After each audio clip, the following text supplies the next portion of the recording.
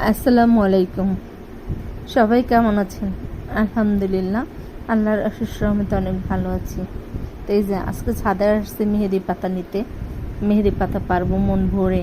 অনেক দিনের স্বপ্ন ছিল একটা মেহেদি গাছ হবে আমার হাতে, আমি দেখবো মেহেদি পাতা পারবো এরকম।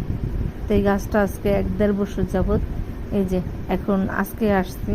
এর আগে পরে নিয়েছি আমি অল্প অল্প করে নিয়ে বেটে মাথায় দিছি, এটা করছি, কিন্তু কখনো মানে পারতে আসি না। আজকে সকালে কাপড় রোদ দিতে আসছি, দেখে বাহ সুন্দর অনেকগুলি মেহেদি পাতা হয়েছে। এর জন্য তুলতে চলে আসছি একটা ঝুড়ি নিয়ে। তো অনেকখানি পাতা তুলেও নিছি। আর আমি আপনাদের এখন ছাদটা ঘুরে একটু দেখাই ছাদে কি কি গাছ আছে। আছে বটবুটি গাছ আছে, পুঁই শাক গাছ আছে, লাউ গাছ আছে, আবার নতুন করে অনেক গাছ লাগাচ্ছি। এই যে অনেক গাছ লাগিয়ে দিতেছে, এই এক আপা বসে বসে গাছ লাগাচ্ছে আর আমি ভিডিও করতেছি। দেখেন কি পরিমাণ কচু শাক হয়েছে, অনেক কচু শাক হয়েছে। শুধু গাড়ি আছে না, বলে যে গাড়ি, ওইটাই নিয়ে ফালাই রাখছে আর কচু গাছ উঠে গেছে। অনেকগুলি কচু গাছ হয়েছে এখানে। আমি আপনাদের একটু একটু করে ঘুরে দেখাচ্ছি, আপনারা মনোযোগ দিয়ে ভিডিওটা দেখে নেন। আর এই যে মিনু, মিনু আমার আগে ছাদে এসে বসে রয়েছে।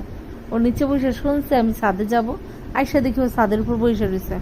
আমি ভাবলাম ও শুনলো কিভাবে যে আমি ছাদে যাব। এই যে থাই স্যুপ পাতা, অনেক থাই স্যুপ পাতা হয়েছে। এই যে দেখছেন থাই স্যুপ পাতা, এই যে অনেক হয়েছে এরকম ছাদে।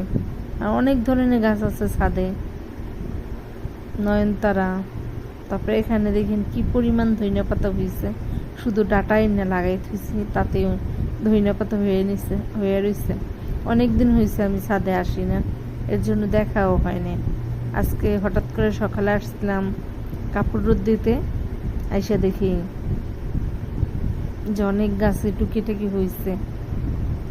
মাঝে মাঝে আসি 15 দিন 20 দিন 1 মাস পর পর ছাদে আসি, আর বৃষ্টির জন্য তো আসাই হয় নাই।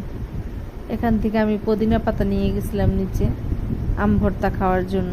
এই যে বোম্বাই মরিচ গাছ হয়েছে একটা, ফুলও ধরছে বোম্বাই মরিচে, দেখি কি হয়। এই যে এতটুকু পারছে ধনিয়া এই মেহেদি পাতা।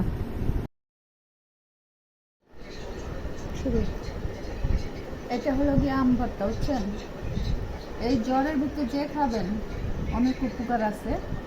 একটু পুদিনা পাতা দিবেন, একটু বোম্বাই মরিচ দিবেন, যে বোম্বাই মরিচ না চেনেন কামরাঙ্গা মরিচ বলে অনেকে। একটু লেবু চিপে দিবেন, এই জ্বরের জন্য খুবই উপকার। এখন যে ভাইরাস জ্বরগুলো হইতেছে, আমারও হয়েছে, বুঝছেন? আমি কিন্তু রূপার ছোট বোন, আবার রূপারে ভাইবেন না। কি করবে সবাই বানাইয়া?